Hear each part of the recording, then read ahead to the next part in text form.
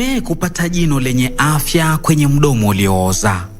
Usikubali kupokea zawadi ya nguo kutoka kwa mtu aliyeuchi. Mapenzi ni kufaana, nifae ni kufae. Hisani ni njia mbili, nipe nikupe. Ila ni muhimu kufahamu kuwa sio binadamu wote watakushukuru hata watendeapo mema. Ukitaka thawabu kutoka mbinguni, we tenda wema tu uondoke. Ili kupata skiza tune ya pumzi ya busara, bonyeza *811 *815 bonyeza *811 *815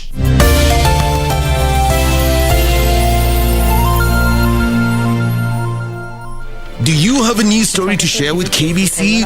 Get in touch swiftly on email newsroom@kbc.co.ke, call 0723-892-654 or 0734-780-124.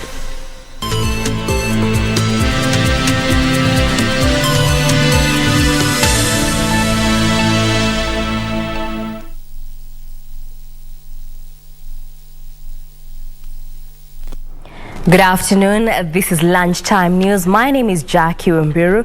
Well, we have a comprehensive bulletin lined up this afternoon, and to kick us off, residents of Kiambere Ward are appealing for food aid from both the national and county government owing to the ongoing drought in the area. The residents, who claim they had a zero harvest during the short rain season, are now relying on proceeds from sand harvesting to buy food. Through a community-based organization, the Kiambere Ward CBO, the residents sell sand from Kiambere Dam and share the proceeds to buy food. The CBO patron Lenny Masters Moniki, who is also the area member of County Assembly, said some of the sand proceeds had been used to build a maternity wing at Mutuabere Dispensary and improve other community projects in schools and water projects. Just recently, the president has declared drought as a national disaster, and that's triggered me as the area leader and the patron of Kiambere Ward CBO to come up with this idea of consolidating the little that we have, so that we can have our people have something to put into their stomachs. Elsewhere, families that have been affected by drought in Goshi sublocation, Mitangani location, Bamba division, Ganze sub-county in Kilifi County had a reason to smile after they received food serve from lawyer George Githi. Ni changamoto kubwa kwa sababu ya kwamba mtu kama atafariki ama kuaga dunia kwa sababu ya hisia za njaa, kwa sababu hajakula, amekosa lishe, ni masikitiko makubwa. Haikuwa lazima kwamba mtu apoteze maisha yake eti ndo sababu tuwapelekee chakula. Lilitokea, lakini ile roho moja ambayo tumeipoteza, hatutaki roho zingine zipotee kwa sababu ya kukosa chakula. The place is one of the areas facing severe famine, with food and water becoming scarce every other day. Kithi called for more well-wishers to come on board to assist in finding a solution to this problem. Timothy Kipnusu for Lunchtime News. In other news, the National Cohesion and Integration Commission is warning that it will bar from contesting any political leader accused of hate speech. The Commission's chairperson, Dr. Samuel Kobie, said his team will work with political parties and other bodies involved in elections to ensure a leader who appears in the wall of shame 3 times is locked out. The National Cohesion and Integration Commission chairperson Dr. Samuel Kobia says he is seeking for more powers to tame hate speech.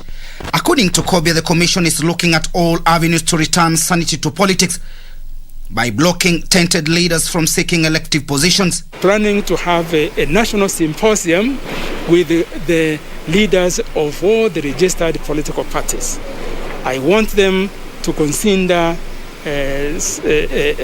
signing a political decency charter, which will say that a politician who is involved in hate speech, in ethnic contempt, etc., will not be cleared to run for office, to run for elections. That is what the politicians fear the most, and that is what we are going to work with the political parties so that we manage to have some decency in our politics. To achieve this aim, the Commission is working with relevant bodies involved in election to ensure no warmonger is clear to contest. Kenyans think that the politicians don't care if they are put on the wall of shame by NCIC. Actually, they do care. Because since I published that and said this number of people, we have 6 politicians on that wall of shame, the hate speech incidences have gone down considerably.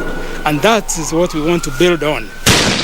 On the Laikipia attack, the commission says investigations have commenced and leaders found culpable will not be cleared to contest.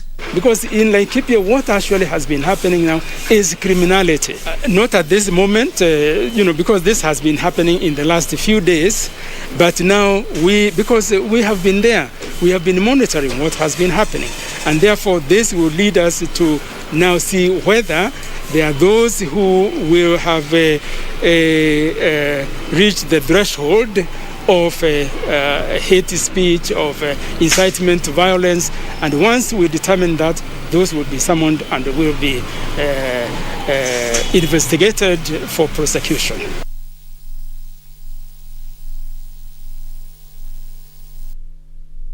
Meanwhile, the Automobile Association of Kenya has embarked on a pedestrian visibility campaign to promote road safety by distributing reflective sashes targeting over 20,000 school children across the country. The campaign that runs until the end of this year seeks to raise motorists' awareness about pedestrians' visibility on the road. The number of road accidents in Kenya increased 24.2% to 8,919 last year, with 3,975 lost in the incidents. Data from the 2021 economic survey shows that 8,026 people sustained serious injuries from the accidents last year, while 4,969 had slight injuries. Pedestrian casualties were 3,186. To promote road safety, the Automobile Association of Kenya has embarked on a pedestrian visibility campaign by distributing reflective sashes targeting over 20,000 school children across the 47 counties. When schools are open and children are going to school, some of them go very early in the morning, and some of them are not seen. And you remember that we have motorists on the way, we have bodabodas on the way, and so we want our kids to be seen when they are going to school. Speaking during a distribution exercise at Lakewood Premier School in Utawala, Nairobi County, AA Kenya CEO Francis Theory said the firm will sensitize children on road safety, how to travel to school and how to cross the roads, as well as train teachers and bus drivers too. So we are giving sachets to school kids just to ensure that when they are going to school, they are wearing something that is reflective and so that they can be seen. We also have a campaign where we are also training the bus drivers, and so that as they are picking the kids from the various homes and taking them to school, then they know how to manage them. Apart from pedestrian visibility, the campaign also seeks to drive mutual respect between motorists and pedestrians on the road.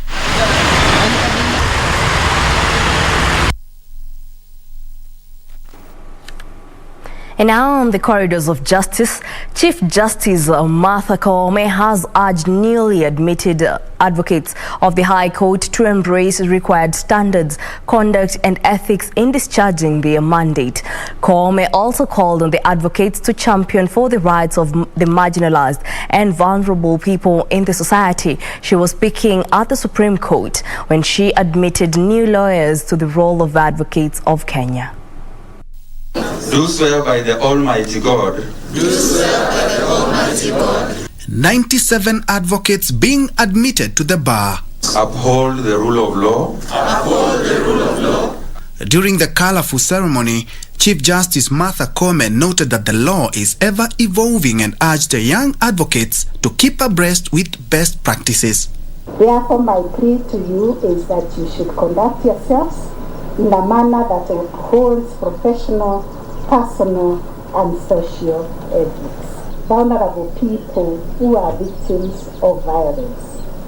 We are appalled by the disproportionate number of our people who are suffering from many vulnerabilities, some requiring legal aid, even persons with disabilities, persons from the minority, marginalized communities are all in need of accessing justice. Deputy Chief Justice Philomena Mwilu urging them to do the right thing no matter how inconvenient. Do the right thing no matter how inconvenient it may be. Don't let yourself down. Don't let the Chief Justice down. Don't let God down. We shall know you by your fruits. Attorney General Paul Kihara in his message called on the advocates to pursue alternative dispute resolution methods and tap into technology to broaden their knowledge. Rather than join the vast majority of people that like to complain and whine, ask yourself, what difference can I make? Because if you do your part and we all do our part, we will all make this country a better place. The newly minted advocates pledged to uphold the rule of law at all times. Definitely excited to be admitted to the bar, and I'm open to all the opportunities that are going to come my way, private or public service. I feel excited to start my professional legal career with all the requisite practicing authority. I'm also grateful for the very many mentors that have seen us through this journey. It has truly been an honor and a privilege to be admitted to the bar today. The journey has been long, tough, tumultuous, but we give thanks. I'm looking forward to going into public policy and being able to serve my country. For Lunchtime News, I'm Ben Troinjue. Parents and guardians in Busia County have been encouraged to enroll their children who are living with disability in school so that they can benefit from extracurricular activities. According to National Social Security Fund Board of Trustees Chief Executive Officer Anthony Emerikwal, a denial coupled with stigma is affecting the academic prospects of many children with special needs. The same sentiments were echoed by National Council for People Living with Disability Representative Sarah Ayecho, who reiterated the need for the children to be empowered. They were speaking at Bugengi Special School, where NSSF pledged to support upgrading of facilities.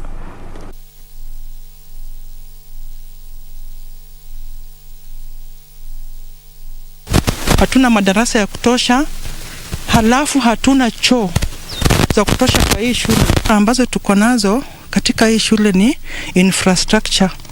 Watoto mnavyowaona hivi hawako wote. Hata leo tunapokuwa na wageni, kuna watoto hawajakuja. Kuhusu denial, ni ukweli kabisa na inaongeza stigma kwa wale ambao wako na ulemavu. Wale ambao wako na ulemavu ni binadamu kama mimi na wewe, and there is no need to stigmatize or discriminate against them. Tutaendelea kusupport shule. Tumezungumza huko nyuma kuwa tutaongea na donors. Sisi wenyewe tutaona vile tutaongeza funds to ensure that hii shule ina support community wale wako hapa.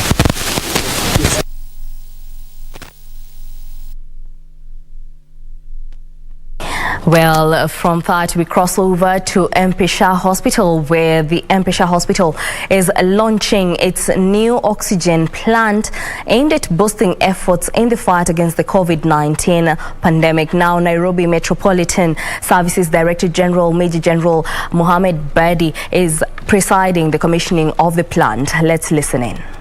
New plant, which will provide, of course, 500 liters per minute, but also supply it to the patient at 99% when supplemented with a liquid oxygen. In this is notable input, alleviating oxygen supply shortages being experienced countrywide in the face of this pandemic. The county, as Dr. Oluga has said, has only one oxygen plant against highly daily oxygen consumption. Two of our facilities, Mbagathi Hospital and Mama Lucy Hospital, consume almost 80 cylinders of oxygen daily. This therefore calls for us to explore more options to increase our oxygen production capacity And we hope, as Dr. Oluga has said, once your capacity reaches the stage where you will fill the oxygen with cylinder, we hope we'll have a collaboration to help us. Further, and in response of the growing need, we have employed novel methods to procure and operate oxygen plants in Kenya. These include supply of pulse oximetry, investing in stable oxygen supply chains, manufacturing, and increasing institutional capacity. To this end, NMS has really expanded the COVID-19 bed capacity at Bagathi to 220 beds, with works ongoing at Mama Lucy to establish the 26-bed ICU facility. It is one thing to supply oxygen, and therefore, even as we deploy all these methods, we must ensure that the patients get adequate amounts as prescribed.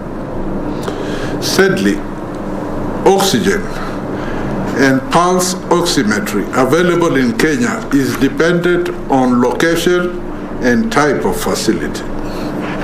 Most of the lower level facility and those in rural areas lack oxygen supply, pulse oximetry, and personnel to operate this equipment. It is for this reason, together with the Ministry of Health, we are advocating for inclusion of pulse oximetry in national treatment guidelines.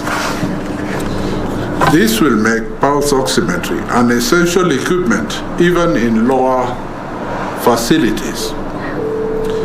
Further restructuring of the Pharmacy and Poisons Board to include a health product and technology board will also improve regulatory process of medical device registration by harmonizing regulations across East Africa.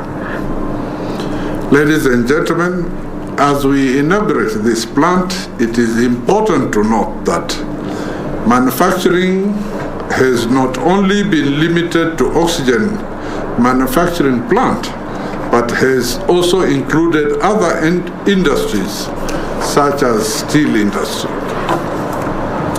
In this regard, we employed philanthropic actions such as those from Devki Group, who supplied free oxygen to private and public hospitals from their steel factories. Moreover, Hewa Tele, an oxygen manufacturer, increased their chemical oxygen producing capacity from 410 tons to 880 tons. They plan to start producing liquid oxygen by next year. Therefore, this is hereby to pledge our support to the manufacturers in this sector and other industries keen to make a mark by offering solutions in the wake of this pandemic, as we continue to fast-track necessary approvals and avail an enabling environment. Even then, we cannot forget our individual roles to ensure that we are fully vaccinated. So I would urge all Kenyans to continue showing up in large numbers for this exercise. NMS, in this aspect, is proud to be associated with MP Shah. During this pandemic, the hospital has significantly expanded its capacity to treat COVID-19 patients. We are also grateful for your active role in the COVID-19 vaccination efforts, which I've just seen for myself. And as we were briefed, the hospital has vaccinated over 16,000 people. And this has definitely contributed to Nairobi's performance over other counties with over 8% of its population now vaccinated. NMS continues to scale up vaccination efforts and intend to increase total number of health facilities offering COVID-19 vaccine from 39 to 155, as well as conduct targeted outreach across the country. Finally, I would like to remind us that this pandemic has shown us the priceless importance of oxygen, a resource that we assume and took for granted, a resource that has overwhelmed our healthcare providers, a resource that has claimed lives of our loved ones, a resource that has almost brought the world to a halt. It is my hope that during these trying times, we will continue to go out of our way to come up with innovative ways to save lives. And I have noted about your staff that have lost lives, and not only of MP Shah, but several hospitals around the county. For this, NMS is going to do something for the ones, especially medical staff, that have lost their lives. I do not want to bring the cat out of the bag. Well, that is Nairobi Metropolitan Services Major General Mohammed Badi stating that the 500 litre per minute pressure swing absorption plant manufactures its own oxygen and supplies it to the patient at 99% when supplemented with liquid oxygen. At the same time, he highlighted that the government has put in place measures that will see the increment of bed capacity in various hospitals. Well, we shall be bringing you a more detailed report in our subsequent bulletins. For now, we move on.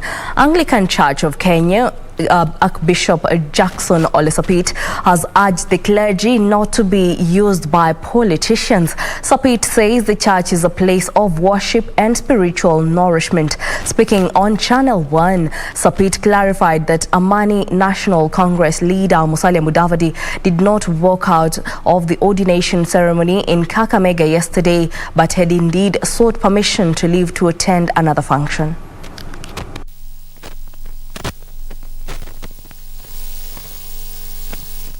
So I want you to spare Honorable Musalia from whatever blame game that is being said that it was in protest. I don't know his heart, but all what I know, and it's very clear in me, and I made it clear to them, is that none of you is going to speak in this function. I even urge the media which was present there, who are already trailing their cameras on their side, that you are wasting your time to take your cameras there because none of them is going to say anything. And therefore, if you have to wait for them to say something, go outside of where we are having worship, wait for them, whatever they will be coming through, and that will be the way to go. So, yes, indeed true, Musalia did ask to leave early, and the communication was given to me, and I agreed, and that was what happened yesterday.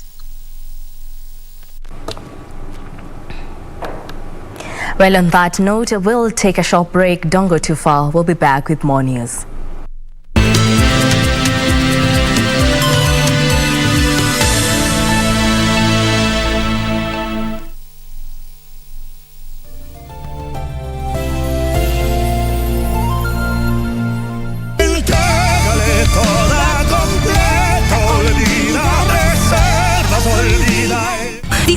That she has in her mind is to do whatever to steal everything that you own. That is not true. Diana, you are being disrespectful. You are the one disrespecting yourself. Simply showing my appreciation for what I see in front of me.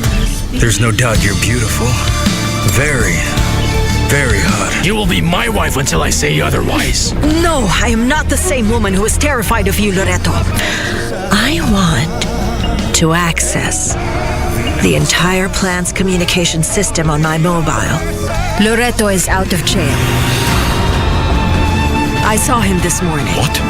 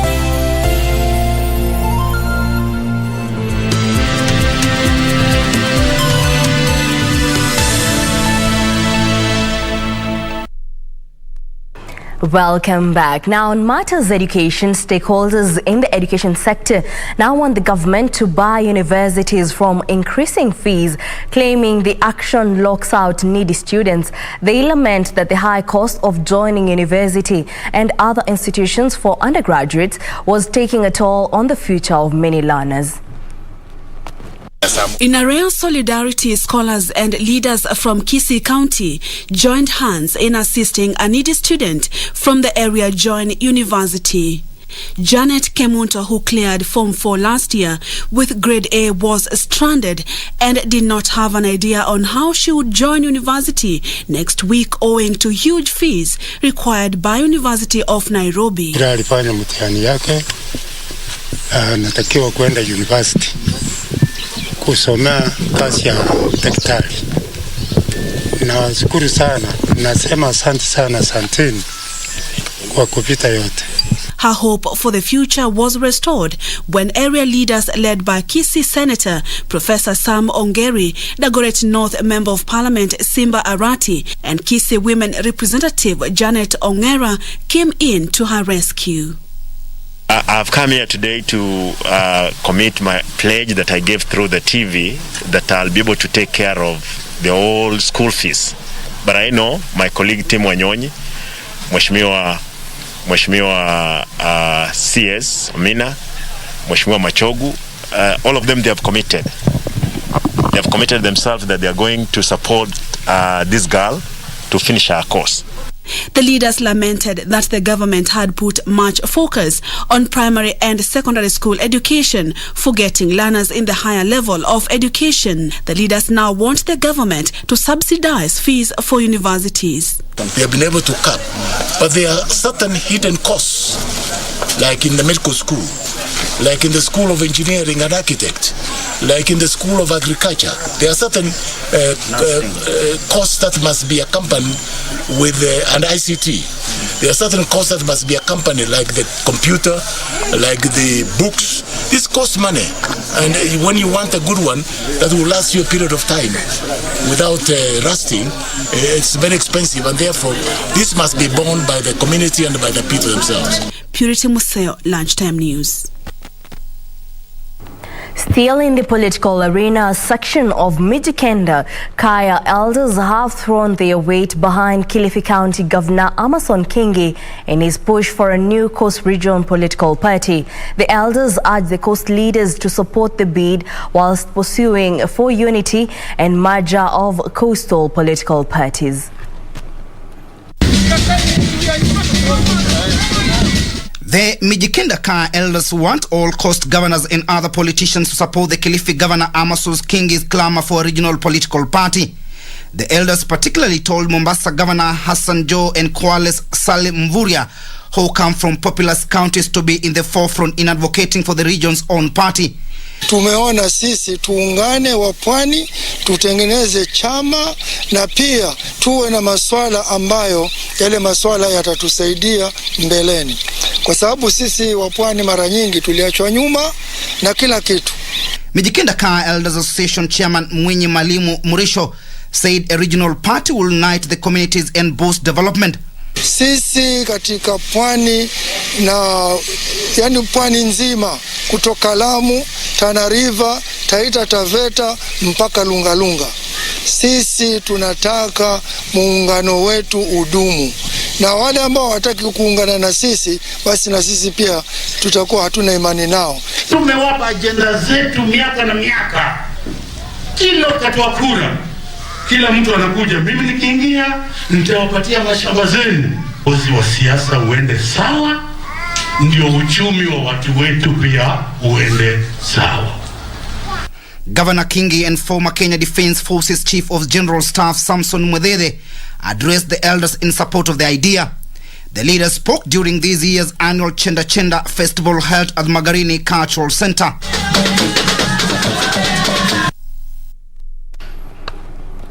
Away from politics, 80,000 people in Kajiado County will benefit from an ongoing water project. The water project that began in October 2020 is 40% done with a network of 230 kilometers, and upon completion will produce 5,000 cubic meters of water per day. Residents of Kiseri and Ongata Rongai in Kajiado County will be able to access clean water after completion of the ongoing Kiserian Ongata Rongai water supply project. Speaking during the inspection tour of the project in Kaimurunya, the Cabinet Secretary of Water, Sanitation and Irrigation, Cicely Kariuki, said the 1.8 billion shilling water project will bring an additional 5,000 cubic meters of water per day through 8,300 connections from Wambiru to Gataka through Kiserian and Ongata Rongai. This is going to benefit about 80,000 residents following 8,300 connections that will be attributable directly to this project. Area MP Joseph Manje also lauded the initiative. Nataka watu wa Rongai wasiwahi kubeba mtungi tena kuchota maji. Hii ikiwa connected tunataka iwe hivyo. Pia niombe Rais Water wakati watakabidhiwa na national government wahakikishe ya kwamba they serve the community properly without disconnection. For Lunchtime News, I'm Nisi Imano Okoth.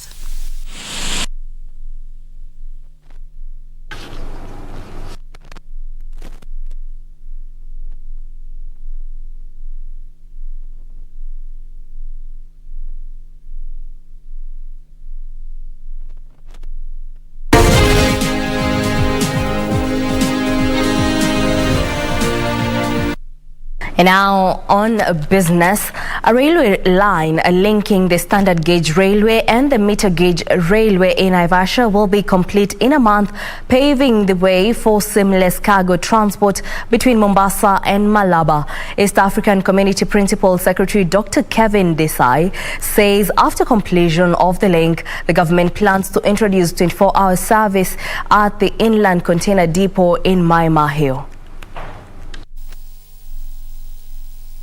Once the railway link in Naivasha is complete, transportation of cargo from Mombasa to Naivasha will be done through the standard gauge railway, then through the meter gauge from Naivasha to Malaba. Speaking in Mai Mahiu, East African Community Principal Secretary Dr. Kevin Desai said the government was keen on a seamless transfer of cargo from Mombasa to neighboring countries of Uganda, Rwanda and Burundi. This facility would be utilized and shared by various other countries, including Rwanda, Congo, Burundi, and Tanzania and South Sudan.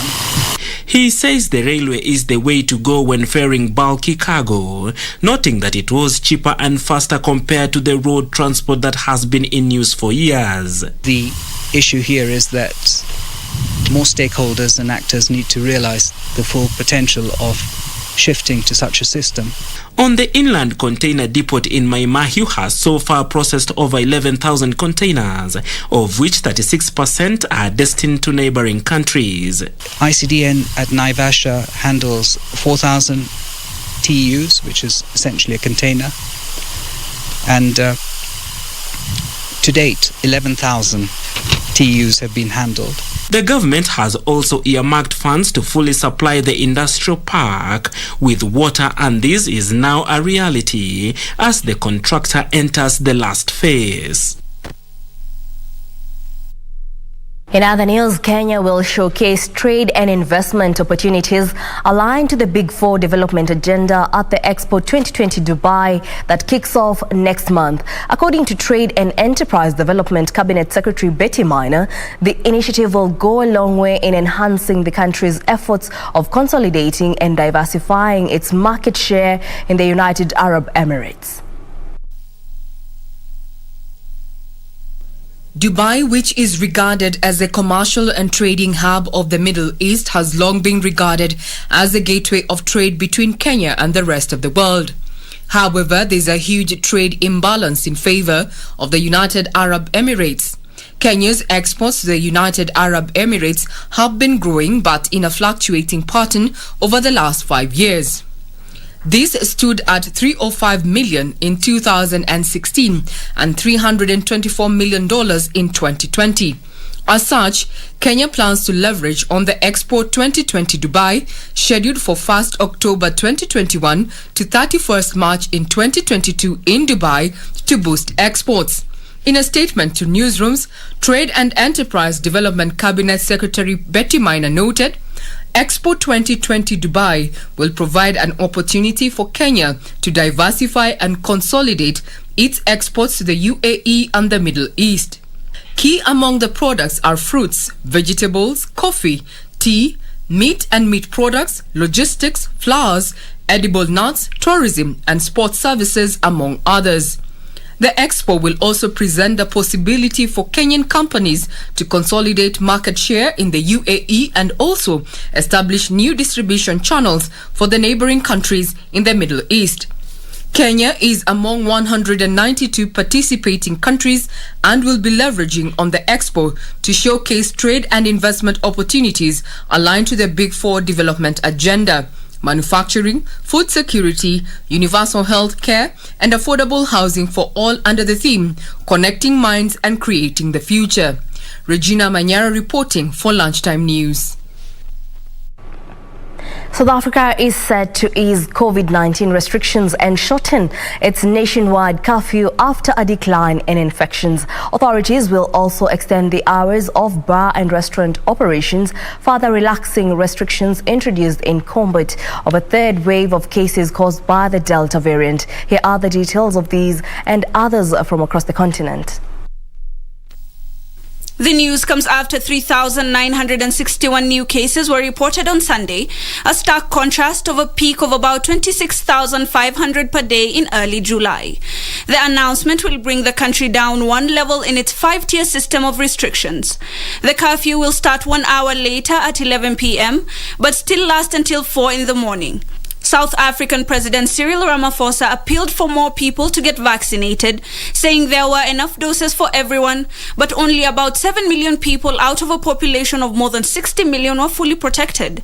South Africa has been one of the worst hit on the continent in terms of reported cases and deaths. Elsewhere, Sudan expects to reach a long-term deal with Saudi Aramco for the supply of oil derivatives at preferential prices, and shipments of some products by the Saudi state oil producer have already begun. A delegation of Saudi officials and businesses is in Sudan for 2 days for talks on potential investments in sectors including agriculture, energy, mining, and technology. Energy specialists from the two countries signed a memorandum of understanding for energy in general, and the targeted agreement with Aramco would be intended at securing a stable and sustainable supply of oil derivatives for Sudan. Finally, real estate developers in Ghana are feeling the pinch of a recent hike in the cost of building materials, which has made building houses more expensive and costly in the less developed African country. According to government data, the real estate industry contributed significantly to Ghana's economic growth at the end of last year, when coronavirus restrictions were eased. Real estate developers have said that they have to push up prices due to the rising cost of building materials. For instance, a 4-bedroom house was about $180,000 before the pandemic hit, but it is now on the market for more than $200,000. Ghana's construction industry has grown by 14% this year, after contracting by 5% last year. Reporting for Lunchtime News, my name is Hibak Said. Shares in Chinese technology firm Alibaba have fallen sharply after a report that its financial affiliate Ant Group is again under scrutiny. Now regulators want to break up Alipay, which is China's biggest payment app with more than 1 billion users. Here are the details of these and other news from across the globe. Ant will be forced to hand over the user data that underpins its loans decisions to a new credit scoring firm, which would be partly state-owned. This will not be the first time that Ant Group has been targeted by the Chinese government. The business empire of Jack Ma, the co-founder of both Ant Group and Alibaba, has been hit by a series of high-profile regulatory measures. Alibaba shares were down by more than 5% in Hong Kong, similar to April when it was hit with a record $2.8 billion fine over monopoly concerns. The online giant was also told to fold its 2 microloan services, Jiabei and Huabei. Meanwhile, Australia's competition regulator on Monday denied authorization for Qantas Airways and Japan Airlines to coordinate flights between the two countries, citing competition concerns as international travel is set to resume. Australian Competition and Consumer Commission Chairman Rod Sims said the regulator was not satisfied that the public benefits of the proposed joint business agreement would outweigh harm to competition. The agreement, which would allow the airlines to coordinate fares and schedules, would make it very difficult for other airlines to operate on routes between Australia and Japan. Finally, citizens in Afghanistan are hoping for a stable environment and the resumption of local economic activities. After the Taliban announced the formation of the Afghan interim government, prices in the country have been stabilizing and the petrol price also started to drop. However, with many still unemployed and unable to make a living, Afghans now hope that the interim government can focus on economic development. Many citizens are worried about the fragile economy of Afghanistan, hoping that the government and the international community can provide some help to the Afghan people.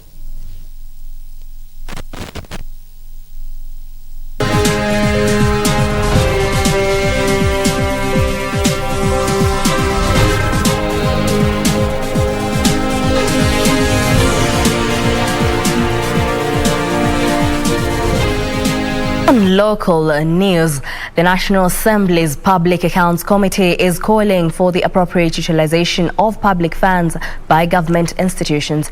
Now, the committee is citing judicial institutions where money spent is allegedly not commensurate to the actual project delivered.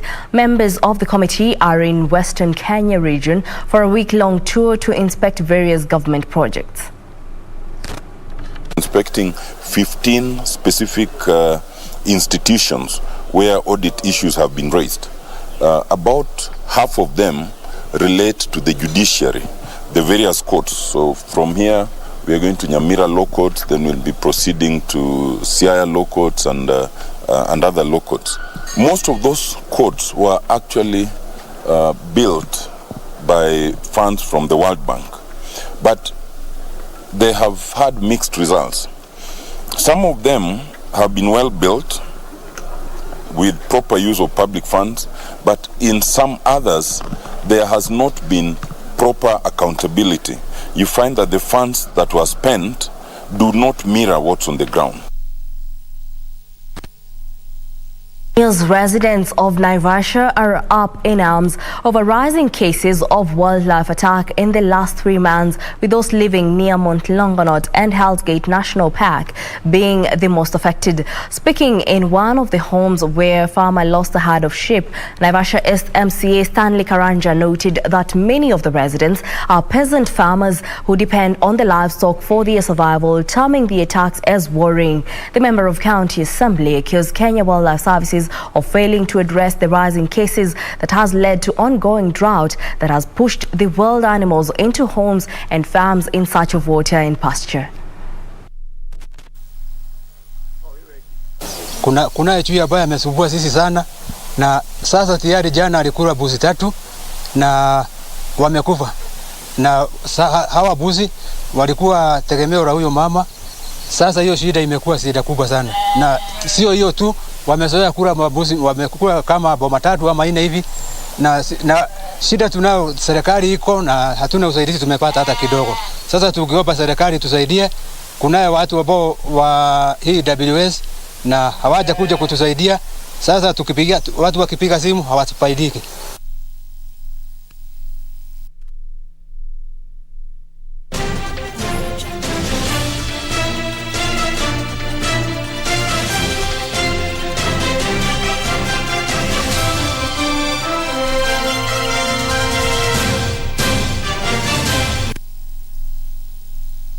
And in the sports arena, Baringo leaders have called on the county government to begin renovation works at the Kabarnet Stadium to help the many youths in the area engage in sporting activities. While fundraising money to support Baringo Youth FC, the leaders demanded the revival of the construction works after stalling for years following graft allegations which led to a halt in construction. Baringo Assembly Speaker David Kiplangat promised to raise funds to continue with the construction of the stadium, saying it was paramount in talent development. Assembly Clerk Richard Koech said action should be taken against those who misappropriated funds intended for the construction of the stadium. Over 500 million shillings was allocated to the stadium.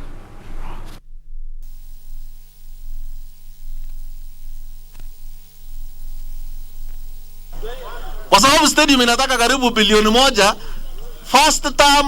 First year wekea sisi 200. Weka 200. Ikiwa ni project kubwa kama hiyo, inaitwa ongoing. Inakuwa first project. Baada ya 4 years tumepata stadium. Tutakaa chini the next financial budget. Hii budget inatengenezwa. Tutahakikisha kwamba pesa ya kutosha inawekwa kwa stadium ya Kabarnet. Kama kuna mtu alikula pesa ya stadium, achukuliwe hatua. Isikuwe kwamba ni story ya kutunyima pesa ya stadium ya Kabarnet. Na isikuwe kwamba ikuwe singizio ya kukataa kujenga stadium ya Kabarnet.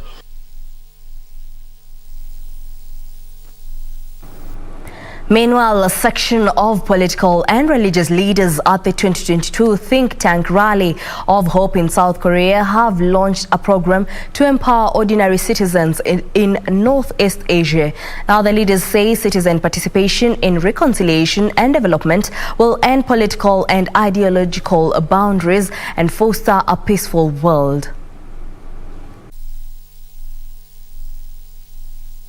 Hundreds of global leaders drawn from religious and political circles virtually converged for the Think Tank 2022 Rally of Hope hosted in South Korea to highlight initiatives that promote a peaceful world. Beloved heads of state, the leaders urging citizens in Northeast Asia to set a global pace in ending political, religious, racial, and ideological boundaries. The dream of peace and unity on the Korean Peninsula. I want to thank the Universal Peace Federation and in particular Dr. Hawk Jahan Moon, a tremendous person, for her incredible work on behalf of peace all over the world. While launching a global program to empower ordinary citizens, the leaders said the new strategy will encourage reconciliation and cooperation in the Korean Peninsula.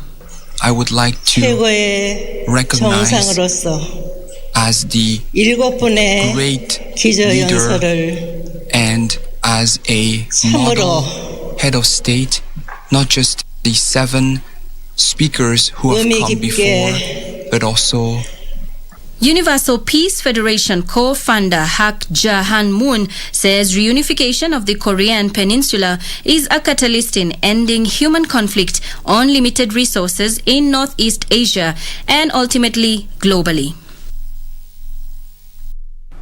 Karim Benzema scored